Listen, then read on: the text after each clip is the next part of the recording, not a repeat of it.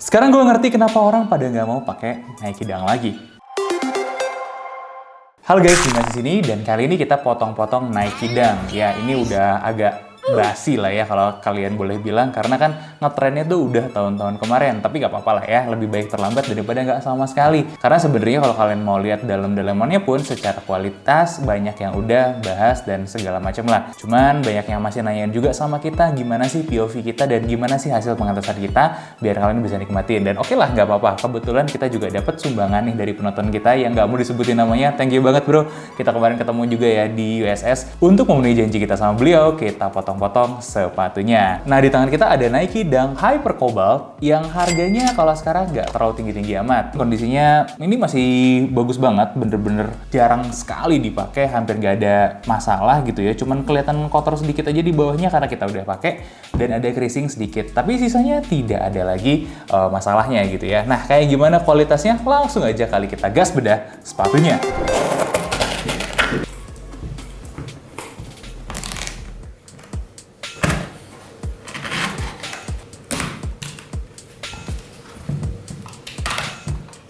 Dan ini dia Nike Dunk Low Hyper Cobalt.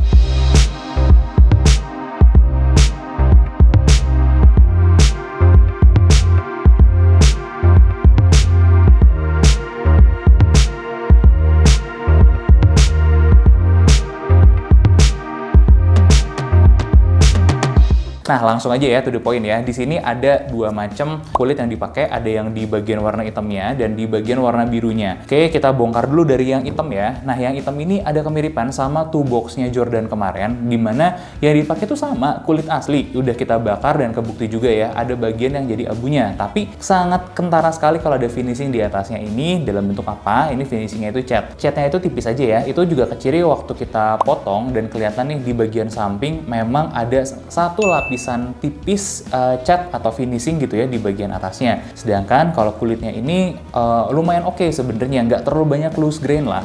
Ini cukup rapih, sama senada dengan kulit-kulit yang dipakai sama Jordan kemarin. Oke, kita lanjut ke bagian birunya. Yang birunya ini kelihatan banget kalau pori-porinya itu dicetak ya. Makanya pas kita coba buka nih finishingnya, signifikan banget sih beda finishingnya, termasuk sama yang Jordan kemarin juga ya. Ini salah satu yang paling tebal nih finishingnya yang bisa kita temukan. Kalau kulitnya juga memang kulit asli, kita udah bakar juga, ada juga yang jadi abunya.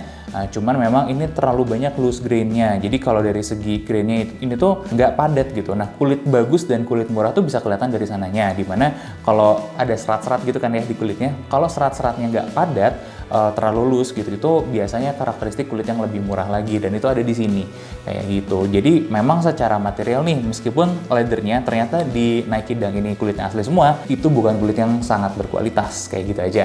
Masuk sedikit ke lidahnya, ini lidahnya sebenarnya biasa-biasa aja, nggak ada yang spesial. Terus ternyata paddingnya juga termasuk tipis ya kalau dibandingin sama Jordan kemarin. Jordan itu lebih tebal lagi. Liningnya juga gue cukup suka sih, jadi meskipun ya retro ya, nggak terlalu gimana banget, tidak spesial, tapi dia kekuatan terhadap gesekan itu relatif baik. Buktinya kita udah Dremel beberapa detik ya, 10 detik itu nggak jebol sama sekali, masih bagus aja. Ya tambahan aja nih, kalau ngomongin soal kekuatan Dremel, di bagian uppernya juga sebenarnya relatif cukup kuat, karena dia itu finishing atasnya masih bisa nahan lah. Dari 10 detik itu barulah di detik ke-8 apa 9 masuk ke bagian green yang di dalamnya. Jadi ya sebenarnya cukup kuat, dan inilah yang akan terjadi kalau kalian pakai sepatu ini buat skate gitu ya. Kalau buat material upper dan lining aja gue kasih angka 6,75 dari 10. Artinya memang tidak super spesial banget, gak jelek banget juga, tapi cenderung tengah-tengah, agak ke atas lah sedikit lah ya. Nah, kalau kita ngomongin midsole, di sini tuh supposed to be harusnya nggak ada midsole karena kan ini capsule ya. Tapi ternyata Nike itu cukup generous, cukup baik sama kita. Dia naruh busa ati di dalam sini. Kemudian di sini juga bahan TA-nya itu termasuk yang tebel ya. Gue jarang-jarang nemuin bahan TA yang setebel ini. Pendekatannya cukup oke dan insole-nya juga cukup enak. Ini foam biasa aja, karakternya tidak terlalu spesial. Jadi overallnya kenyamanannya itu sebenarnya dari insole-nya. Kalau ditanya busa hatinya seberapa empuk, itu sekitar 17 sampai 17,5 Durometernya ya. Dan kalau insole-nya ini di angka 23-an. Jadi lumayan lah kalau dari segi keempukannya. Tapi intinya ini adalah material yang biasa-biasa aja. Makanya kita kasih rating 6,5 dari 10. Gimana dengan outsole-nya? Nah, outsole-nya ini begitu mirip sama Jordan kemarin, sampai hampir-hampir aja gue kecele. Gue pikir ini akan sama banget dengan kemarin. Kapsul ini kurang lebih diameternya 33 HA, ketebalannya yang di bawah ya itu 5 mm. Dan kita coba Dremel, hasilnya dia berkurang 2,3 mm. Kalau Jordan kemarin lebih oke, ini ternyata lebih nggak kuat lagi sama abrasi. Nah, ini kan menimbulkan pertanyaan. Ini kan harusnya lumayan kuat nih, secara dang itu banyak dipakai sama anak-anak skate. Nah, tapi mungkin aja gue salah ya. Mungkin ada pertimbangan-pertimbangan tertentu, gue nggak tahu. Tapi ini dibikin tidak setaf dengan punyanya Jordan. Tapi di sisi lain ada yang bagusnya juga. Kapsul ini masih dibikin cukup oke ya, karena untuk standar sepatu yang bisa dipakai skate, kita butuh kapsul yang lumayan keras gitu ya, yang lumayan tough, dan ini oke banget kekakuan soalnya untuk standar sepatu yang bisa dipakai skate. Makanya kita kasih rating agak bagusan lah, 7 dari 10. Kalau di rata-rata dari segi material kita dapat angka 6,75. Aduh, nggak terlalu spesial ya ternyata ya. Kita mau coba masuk ke bagian konstruksinya. Di sini gue udah mulai sempat yakin kalau konstruksinya tuh bagus. Mulai dari jahitan-jahitan, ternyata ya dia secara garisnya tuh rapih, tapi kelihatan banget jarak si lubang jahitan ini sangat tidak konsisten. Ini kenapa nih agak sayang. Terus yang gue lebih notice lagi adalah lem lebarnya itu lebih kelihatan daripada Jordan kemarin. Aduh, sayang sekali loh. Padahal ya jahitannya itu sebenarnya rapih ya, karena garis-garisnya itu sudah rapih banget. Belum lagi kalau kita lihat ini dari segi potong-potongan polanya itu juga tidak rapih. Wow, sedih juga ya.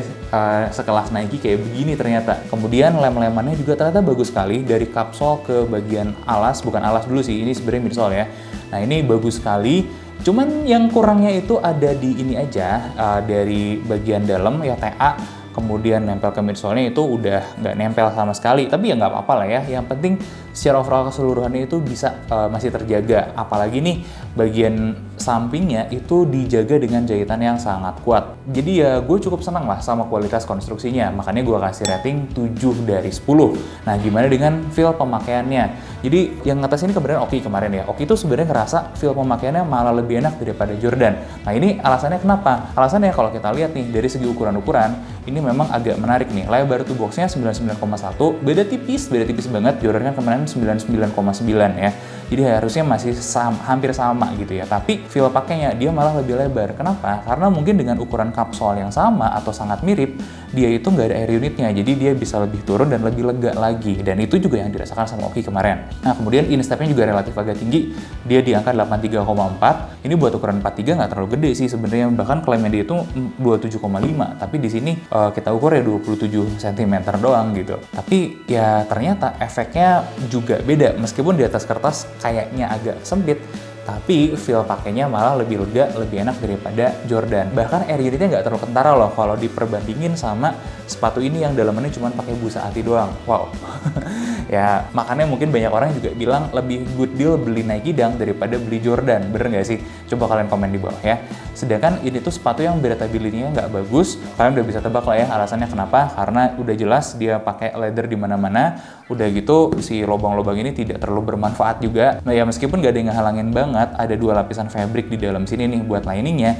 Itu tuh pori-porinya tuh kecil banget juga. Jadi hampir nggak ada sirkulasi udara yang cepat dan mudah gitu ya. Selanjutnya support nih. Kalau buat di heel-nya cukup aja ada gitu ya, karena tadi instepnya juga lebih tinggi ya, lebih longgar, jadinya dia tuh sepatu yang lebih longgar. Kalau kalian mau dapat support yang lebih oke dan mau dipakai skate, kalian harus kencengin talinya dengan baik, dan itu baru supportnya berasa. Ya dibilang bagus banget sebenarnya enggak, tapi udah cukup lah, sudah mumpuni. Dan dibantu juga dengan ini ya, kapsulnya yang kaku ini ya lumayan jadinya. Tidak buruk, tapi tidak bisa dibilang yang bagus banget juga. Agak tengah-tengah lah. Dan catatan akhir buat soal gripnya, ini tuh di lantai licin sebenarnya bagus, tapi sama dengan Jordan kemarin, untuk di lantai basah itu nggak terlalu bagus, biasa-biasa aja, bahkan cenderung agak kurang. Makanya kita kasih rating 7 dari 10. Jadi sedikit di bawah Jordan, tapi overallnya sebenarnya tidak terlalu mirip. Sebelum gua kasih ratingnya, kesimpulannya ini tuh sebenarnya sudah sangat banget bisa jadi alternatifnya Air Jordan dengan harga yang lebih masuk akal, Dan secara overall kenyamanannya itu bisa dikasih sebenarnya mirip-mirip aja. Cuman bedanya di mana? Bedanya ini materialnya kelasnya di bawah sama Jordan. Meskipun adalah beberapa yang sama. Tapi ya kayak gitu aja. Kalau kalian cari yang lebih good deal dan nggak terlalu digoreng, mungkin Nike Dunk adalah jawabannya. Tapi apakah ini sepatu yang sebagus itu? Gue rasa nggak. Gue jadi ngerti sekarang kenapa banyak orang yang akhirnya pindah sama NB. Ya misalnya NB 2002 R1906. Ya meskipun harganya ketika di retail itu bisa lebih murah daripada sepatu ini, tapi experience pakainya itu loh bener-bener jauh banget. Karena ini tuh ya sepatu yang udah old gitu, teknologi yang sudah tua. Kalau di compare-nya sama Samba ya oke lah, mungkin bisa apple to apple dari segi teknologi gitu ya. Tapi ketika datanglah sepatu-sepatu zaman sekarang ya memang bawaannya dari sepatu running dengan ada teknologinya gitu ya, dibikin bisa buat sehari-hari, itu jadi jauh-jauh lebih enak dipakainya daripada sepatu ini. Dan wajar aja akhirnya orang-orang yang sudah mulai merasakan ada merek lain nih, ada NB kah, ada Asics kah, ada yang lain-lainnya, mereka ngerasain apa ya, lebih dimanjain kakinya dengan teknologi-teknologi yang lebih kekiniannya itu. Ya meskipun harus diakuin juga